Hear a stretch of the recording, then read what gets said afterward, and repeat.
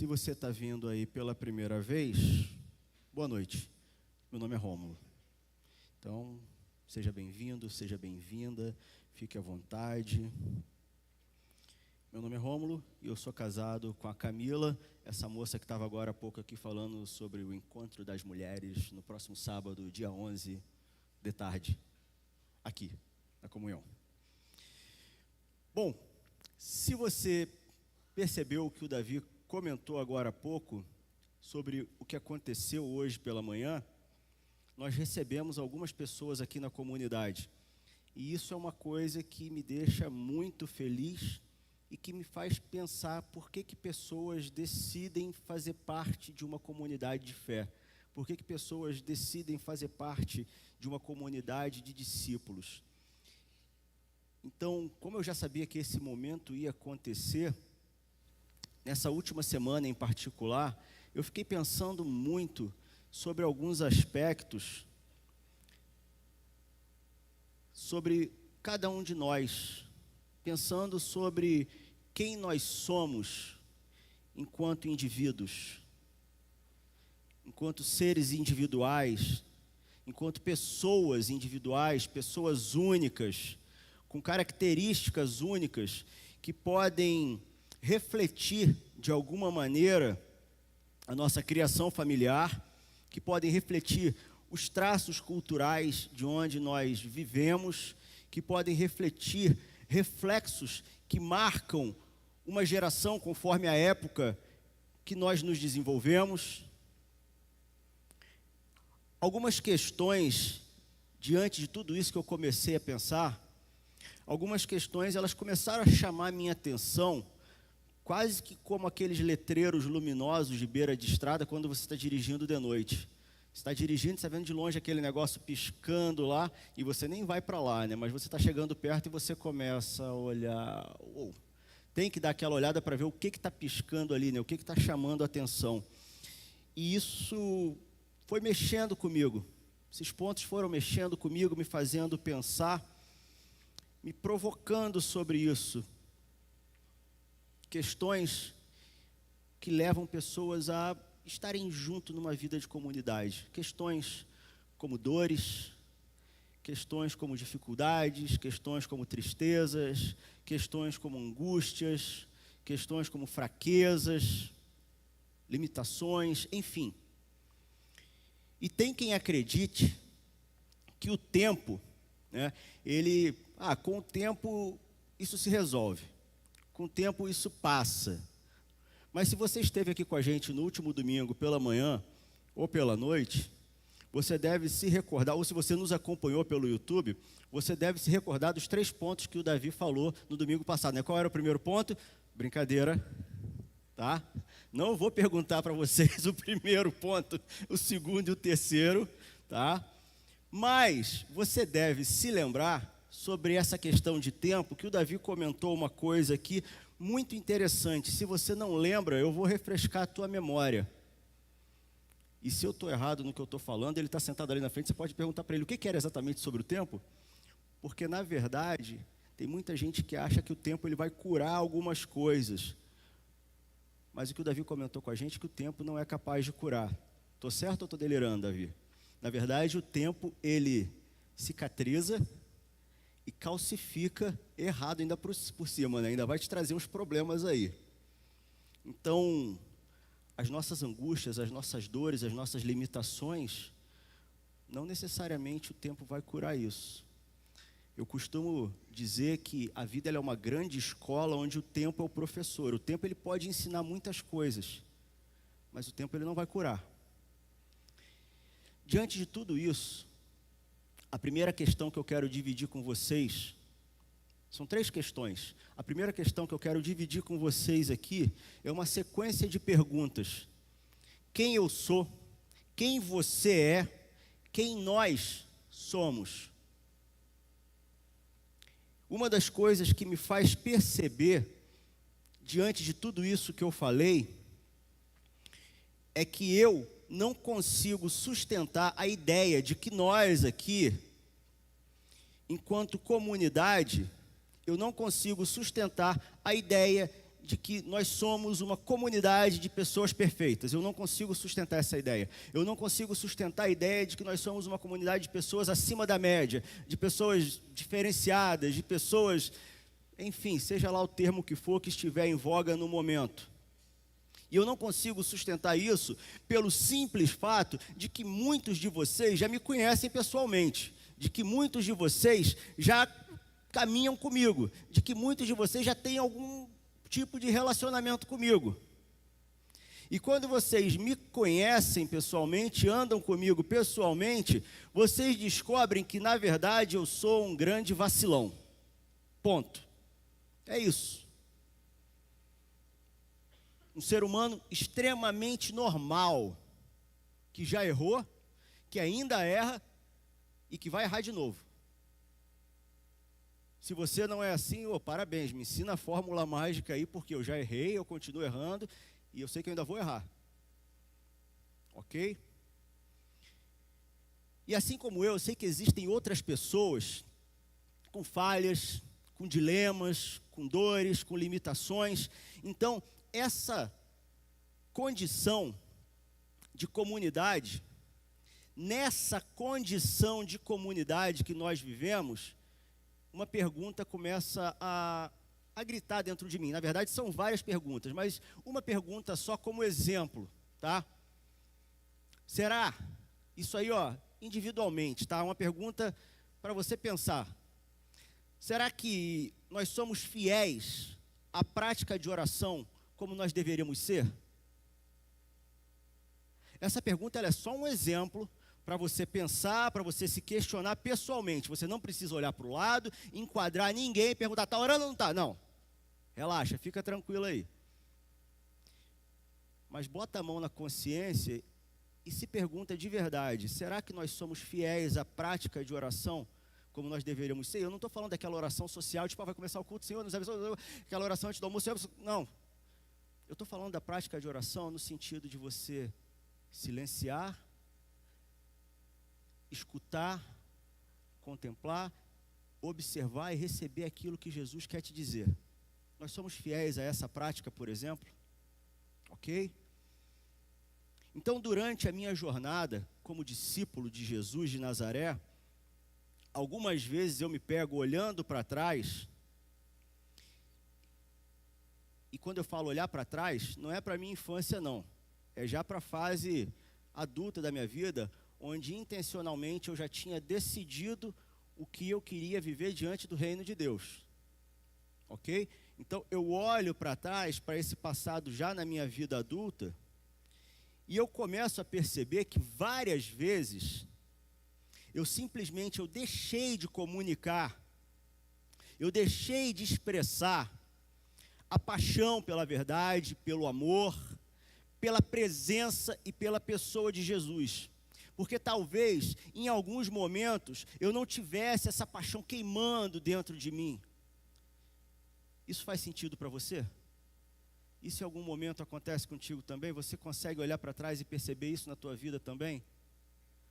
Ou será que é só coisa da minha cabeça? Então assim, quando eu começo a fazer essa análise sobre quem eu sou, ou talvez sobre como eu sou, eu percebo que eu sou um ser humano típico. Pobre, fraco, pecador, com algumas falhas que talvez tenham sido herdadas, dependendo do olhar que se tem, outras tantas falhas adquiridas com o tempo, e além disso, com talentos muito limitados. Mas eu estou aqui, tentando um dia após o outro, com a ajuda de muitas pessoas, de muitos amigos e amigas, viver o evangelho do reino de Deus. Eu estou tentando. Então, prazer, eu sou Rômulo. Esse sou eu. E isso é muito interessante, porque agora, diante disso que a gente acabou de falar, a gente vai para o segundo ponto. O primeiro ponto que a gente falou aqui, quem eu sou, quem você é, quem nós somos. É tentar entender quem você é de verdade. Usando uma expressão que todo mundo fala aí, né? Quem sou eu na fila do pão? Aí, quem eu sou de verdade. E aí a gente vai para o segundo ponto. O segundo ponto que eu quero dividir contigo é a questão do risco dos rótulos. Por que eu falo de risco de rótulos? Na maioria das vezes, quando a gente tem que se apresentar, tipo, se tem uma dinâmica aqui, eu tenho que me apresentar. Eu sou o Rômulo e eu gosto muito de história, mas eu também trabalho com rede de computadores, eu sou especialista em engenharia de rede de computadores, eu trabalho com gerenciamento de projeto, eu sou mestre em informática, Isso é o Rômulo? Não, isso são funções que eu tive que aprender, que eu tive que me capacitar durante o tempo para me sustentar. Mas isso não é o Rômulo. Agora, quem é o Rômulo? Eu sou o Rômulo, eu nasci no Rio de Janeiro, eu sou casado com a Camila, eu torço pro Flamengo, eu pratico jiu-jitsu, eu amo andar de moto, eu gosto de ouvir rock and roll, eu gosto de ler, eu gosto de gibi, eu gosto de história em quadrinho, eu sou o Rômulo, esse é o Rômulo. Só que na maioria das vezes, a gente se apresenta pelo que a gente faz. E você acaba se rotulando a si mesmo. Já parou para pensar nisso? E você esquece quem você é de verdade. Então, diante disso, o outro ponto que me chama a atenção, como esse letreiro luminoso ali, é a cultura que nós desenvolvemos de analisar superficialmente algumas aptidões de uma determinada pessoa para dizer a profissão que ela pode seguir ou não. Mas isso é muito fácil, Rômulo. Não que eu não acredite em análise de perfil, tá? Mas isso é muito fácil. É só você analisar os pontos fortes da pessoa e ponto. Bingo. Tá lá. Então, eu vou olhar aqui para o Thales. Estou olhando para o Thales ali, né? Tchau para você também. Aí eu olho para o Thales e eu vejo que o Thales, ele se comunica bem. Ele tem uma certa articulação com a palavra ali, ele se comunica. Ele tem uma mente sagaz, ele tem uma facilidade para debates, ele tem algumas características de liderança. Pronto, está definido. Tu é advogado. A partir de agora, tu é advogado. Acabei de decidir isso. Não me importa se você quer ou não, você é advogado, tá? Beleza, isso aí. Depois tu pode mudar de opinião, mas por enquanto tu é advogado. Mas aí, eu estou aqui e aí eu olho para a Tere. Aí eu olho para a Tere ali e eu percebo que a Tere, ela tem uma facilidade assim para tomar decisões em momentos de emergência. Que a Tere, ela tem uma inclinação assim para as ciências, que ela tem muita agilidade, muita habilidade com trabalhos manuais, que ela tem um enorme interesse pela pessoa do ser humano. Então eu olho para a Tere, Tere, você é médica. A partir de agora você é médica, Tere. Defini o perfil da Tere, defini quem é a Tere. Mas será que é só isso mesmo? Será que é só isso para definir uma pessoa, para definir a identidade de uma pessoa, para definir as possibilidades da vida de uma pessoa? Será que é só isso? E aí, diante disso, eu carrego uma preocupação enorme quando eu percebo que nós fazemos isso muitas vezes dentro das nossas comunidades de fé. Intencionalmente ou não, sinceramente eu não sei, mas isso ainda acontece. Nós transportamos esse método de avaliação para o sacerdócio, por exemplo, tá? Aí nós vamos relacionando qualidades positivas de uma pessoa, como por exemplo, o Everton é um cara sociável, intelectualmente ele é diferenciado, gosta de ler, demonstra uma integridade, tem bom senso, se comunica bem, tem hábitos de oração, bingo! Eis aqui um sacerdote. Vai ser um sacerdote campeão, top of mind, medalha de ouro. E eu digo isso porque até 2001, eu fazia parte de um cenário evangélico, onde se você se comunicasse razoavelmente, tá? Não precisava ser assim, se você se comunicasse razoavelmente, se você tivesse minimamente um hábito de leitura, diriam que você tem um chamado pastoral. Eu mesmo passei por isso. Mas reparem que até aqui, eu usava o termo sacerdote. Só agora eu usei o termo pastor. E por que isso? Porque quando eu olho para o texto de 1 Pedro 2, nos versículos 9 e 10, eu percebo que isso se aplica a todos nós, discípulas e discípulos de Jesus. Esse é um texto conhecido como o sacerdócio de todos os santos. O que esse texto de Pedro ele vai dizer nos versículos 9 e 10? Vai aparecer aqui para vocês. Pedro vem dizendo o seguinte para a gente: vocês, porém, são geração eleita, sacerdócio real, nação santa, povo exclusivo de Deus, para anunciar as grandezas daquele que o chamou das trevas para a sua maravilhosa luz. Antes, vocês nem sequer eram povo, mas agora vocês são povo de Deus. Não haviam recebido misericórdia, mas agora receberam. Ok? Percebe isso? Vocês nem sequer eram povo, mas agora vocês são povo de Deus. Vocês não haviam recebido misericórdia, mas agora vocês receberam. Então, a meu ver, essa transferência desse modelo de avaliação de perfil, quando usado para definir a nossa jornada enquanto discípulos e discípulos de Jesus de Nazaré, isso pode ser desastroso. Porque existe uma questão aqui muito mais importante a ser considerada. Existe uma questão aqui que ela é muito própria da vida sacerdotal, da vida de quem é discípulo de Jesus, se não exclusiva dessa função.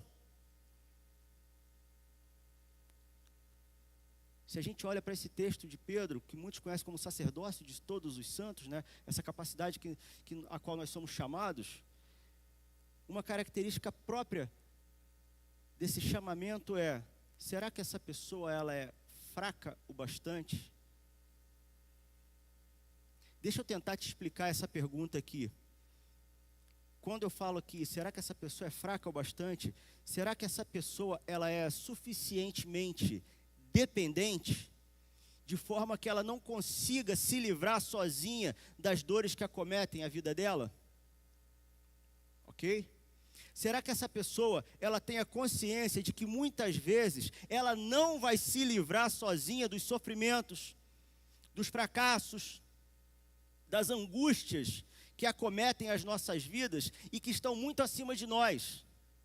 Será que essa pessoa, será que ela está preparada para entender que ela é uma pessoa comum, que não tem superpoderes e que ela depende da misericórdia que vem de Jesus? O texto que a gente acabou de ver, Pedro diz: vocês nem sequer eram povo, mas agora são povo de Deus. Não haviam recebido misericórdia, mas agora receberam.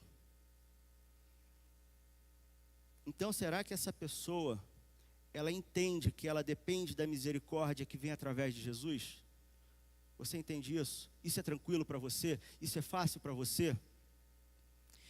E é baseado nessa deficiência, nessa carência interior, nessa fraqueza, que o texto de Hebreus, capítulo 4, afirma que existe a eficácia do ministério e do sacerdócio de Jesus de Nazaré. Então agora, depois de tudo isso, finalmente a gente vai para o texto dessa noite, que está lá em Hebreus 4, dos versículos 14 até o 16. 3 versículos. Hebreus 4, 14, 15 e 16. E vai aparecer aqui, você pode acompanhar, ou na sua Bíblia. O texto, ele nos diz o seguinte: portanto, visto que temos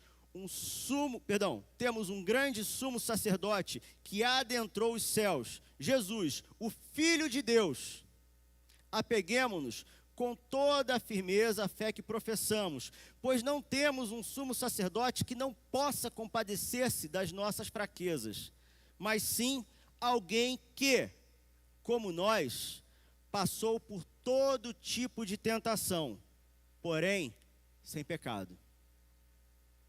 Ok? Não temos um sumo sacerdote que não possa compadecer-se das nossas fraquezas, mas sim alguém que, como nós, passou por todo tipo de tentação, porém sem pecado. A minha mente, quando eu leio esse texto aqui, o meu estado mental, a minha cognição, ainda fica girando, sem controle, quando eu tento entender que o nosso sumo sacerdote, o Filho do Deus vivo, o maravilhoso, o conselheiro, o Deus forte, o Pai da eternidade, o príncipe da paz, o autor da vida, ele vem até nós e assume nossas fraquezas. Isso é fácil para você entender? Responde isso para mim com sinceridade, sem demagogia. Isso é fácil para você entender? E muitas vezes, quando a gente fala sobre as humilhações que Jesus sofreu, a gente tende a olhar ali para a via crucis, né? Para o momento dele sendo preso, sendo torturado. Só que, sinceramente, eu acredito que toda a humilhação começou muito antes. Alguém que é eterno, que habita a eternidade, decide sair da eternidade para entrar no nosso tempo. Para ser gerido dentro de uma barriga, para ter que sair num parto, ser colocado numa manjedoura e passar por todas essas coisas que a gente passa, de sentir fome, frio, e cansar, e ter que dormir. Ele poderia simplesmente, assim, tem um monte de gente chata buzinando no ouvido, some com eles, mas não. Ele foi lá, ele caminhou com aquelas pessoas, ele abraçou aquelas pessoas, ele acolheu aquelas pessoas, e ele experimentou as nossas fraquezas, sem pecar, como o texto de como o texto de Hebreus vem dizendo aqui. Pois não temos um sumo sacerdote que não possa compadecer-se das nossas fraquezas, mas sim alguém que, como nós, passou por todo tipo de tentação, porém, sem pecar. Então, o que eu quero dizer hoje com essa expressão fraqueza? O que eu estou tentando transmitir com essa expressão fraqueza? Não é a experiência da prática do pecado, ok? Mesmo que a fraqueza ela possa ser o contexto onde nasce o pecado, mas a experiência única de submissão e dependência. Aquele que, como nós, passou por todo tipo de tentação, porém ele não pecou. A nossa fraqueza, ela não se apresenta nas nossas inaptidões, nas nossas limitações de fazer, de proteger, de gerar, de executar, e mesmo com muito esforço alcançar algum tipo de sucesso ou retorno que nós queremos. Não. A nossa fraqueza, ela consiste em reconhecer as nossas limitações e dependência daquele que nos trata com misericórdia. Nós não conseguimos nada sem Ele. Então, se nós pegarmos agora o texto de Paulo, escrevendo aos Coríntios, lá em 2 Coríntios 12, você vai perceber que a nossa vocação, o nosso chamado enquanto discípulos de Jesus, enquanto discípulas de Jesus, ele é extremamente paradoxal. Porque eu acabei de falar aqui que a nossa fraqueza está em reconhecer a nossa dependência daquele que nos trata com graça e misericórdia. E aí, quando a gente começa a ler esse texto de 2 Coríntios 12, a gente entra na terceira questão. E a gente vai percebendo que a nossa força consiste em reconhecer a nossa fraqueza e dependência de Jesus de Nazaré. Agora há pouco eu estava falando que a nossa fraqueza está em reconhecer a nossa dependência daquele que nos trata em misericórdia. E aí eu venho dizendo para você agora que a nossa força, ela consiste em reconhecer que nós somos fracos, que nós dependemos dele. E eu acredito nisso por dois motivos. Por que eu acredito nisso? Em primeiro lugar, a fraqueza, ela nos coloca num contato profundo com as pessoas a quem nós servimos. Ela nos leva a descer do nosso pedestal, do nosso ego, e olhar no olho da pessoa. E olhar para quem a pessoa é. Eu não estou olhando ela de cima para baixo, eu estou olhando ela no olho. Eu estou entendendo o momento dela. Ok?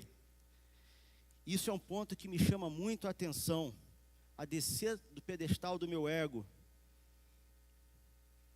A sentir junto com a pessoa as limitações que ela tem, as suas lutas, as suas dores, as suas noites escuras da alma, aquela angústia dentro de nós clamando por socorro. E o segundo ponto que me faz acreditar nessa afirmação de Paulo é porque a fraqueza, ela nos coloca em contato direto com o Senhor. Porque é através da nossa fraqueza e dependência dele que aparece o cenário onde o seu poder se manifesta e se move. É quando a gente reconhece, eu não consigo, Senhor, eu preciso da tua ajuda, preciso do teu toque, preciso da tua mão. É nesse cenário que o poder dele se manifesta e se move. Ok? Então, lendo esse texto de 2 Coríntios 12, eu percebo isso, e fica muito claro quando Paulo vai nos dizer nos versículos 9 e 10 o seguinte: mas ele me disse, minha graça é suficiente para você, pois o meu poder se aperfeiçoa na fraqueza. Portanto, eu me gloriarei ainda mais alegremente em minhas fraquezas, para que o poder de Cristo repouse em mim. Por isso, por amor de Cristo, regozijo-me nas fraquezas, nos insultos, nas necessidades, nas perseguições, nas angústias. Pois, quando eu sou fraco, é que eu sou forte.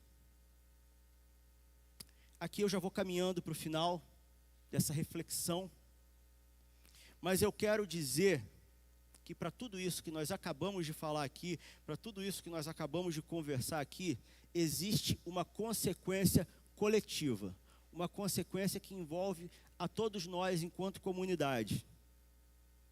Nós, enquanto discípulos e discípulas de Jesus de Nazaré, nós, enquanto comunidade cristã, enquanto comunidade de fé, nós devemos tornar possível uns aos outros uma vida onde cada um possa reconhecer suas fraquezas.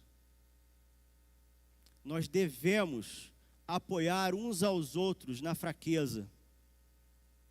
Nós devemos apoiar uns aos outros na fraqueza, perdoando os erros diários uns dos outros e carregando os fardos uns dos outros. Ok? Nós somos chamados para isso. Essa é uma consequência coletiva para nós enquanto comunidade de discípulos. Proporcionar um ambiente onde a pessoa possa reconhecer sua fraqueza, sua limitação. A gente tem um hábito que eu acho tão estranho, a gente tem uma mania de apontar o dedo para coisas que geralmente a gente faz, mas vê o outro fazendo. Eu não consigo entender essas paranoias humanas. Por que eu tenho mania de ficar apontando o dedo para coisas que eu também faço?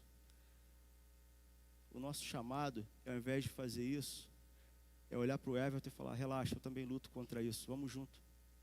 Eu também luto com isso, Everton. Estou contigo. Eu te ajudo e você me ajuda, vamos junto. Vamos olhar para Jesus. Então, nós devemos apoiar uns aos outros na fraqueza, perdoando os erros diários uns dos outros. Tá, mas por quanto tempo isso? A vida toda. Ah, mas o cara é chato demais. A vida toda. Ah, mas eu não vou. A vida toda. Nós vamos cantar uma canção aqui.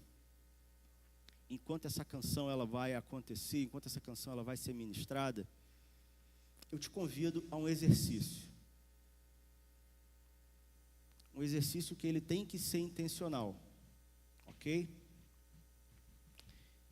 Eu te convido a refletir sobre o que a gente acabou de falar, sobre essa realidade de fraquezas, sobre essa realidade de proporcionar um ambiente onde cada um possa reconhecer as suas fraquezas, onde nós possamos apoiar uns aos outros, perdoando os erros diários uns dos outros e carregando os fardos uns dos outros. Então, que durante esse momento, você se concentre no que você tem vivido, que você se concentre em quais têm sido as tuas dores, as tuas angústias, as tuas limitações, tua fraqueza. E que se você consiga, nesse exercício, lembrar do Deus forte, do Pai da eternidade, do Príncipe da paz, do Emanuel, do Autor da vida, que sai da eternidade e vem no tempo, vive as nossas fraquezas, mas sem pecado, e nos acolhe, nos estende a mão, nos perdoa. Nós não tínhamos misericórdia e nós recebemos misericórdia. Então que nesse exercício Se as dores, se as angústias, se as fraquezas, elas começarem a gritar dentro de você, você se concentre nesse Deus presente, nesse Jesus que vem até nós. Ok? Se concentre nisso, nesse momento. Faça esse exercício de rendição nesse momento, de confessar a tua fraqueza e dependência dele. Vamos orar e vamos fazer essa reflexão.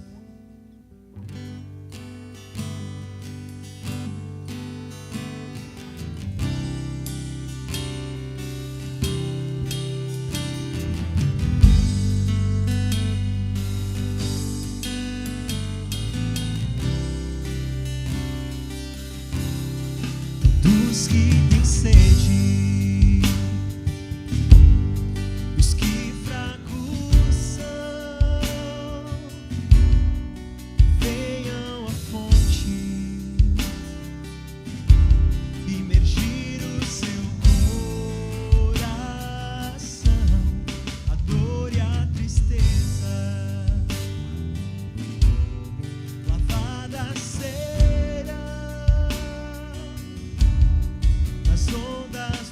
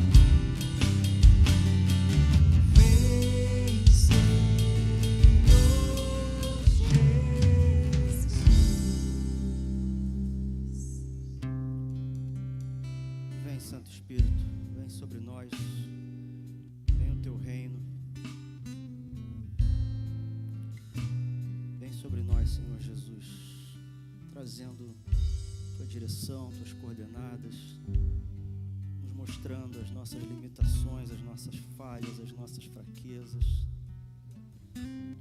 nos conduzindo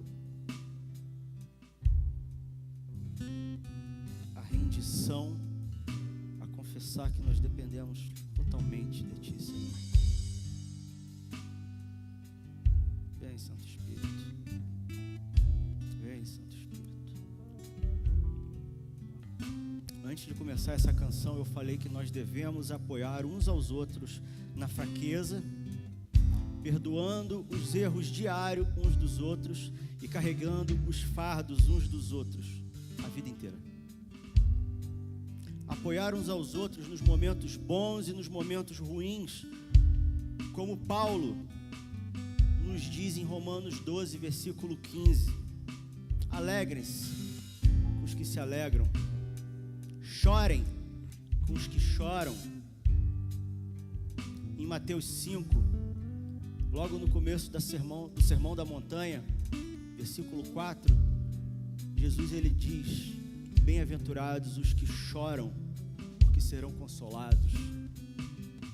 Para mim, é um absurdo afirmar que a fraqueza nos leva à dependência de Jesus como parte da nossa vocação e parte da nossa vida espiritual e depois menosprezar os fracos. Para mim, é um completo absurdo afirmar que a fraqueza ela nos leva à dependência de Jesus como parte da nossa vocação e da nossa vida espiritual e se magoar com pessoas insensíveis. Para mim é um completo absurdo afirmar a fraqueza que nos leva à dependência de Jesus como parte da nossa vocação, parte da nossa vida espiritual e ser indiferente com pessoas desajeitadas, por exemplo. É mais absurdo ainda, para mim, permitir que discordâncias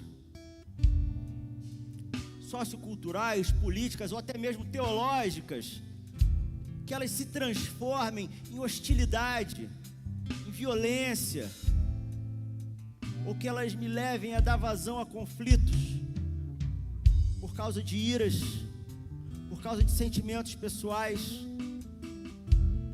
O mandamento, a coordenada e o juízo que funcionam como bússola para as nossas vidas é que nós devemos amar uns aos outros como Ele nos amou, como Ele se importou e assumiu fraquezas por causa das nossas fraquezas. Esse é o alicerce, esse é o fundamento, essa é a base da nossa vida comunitária.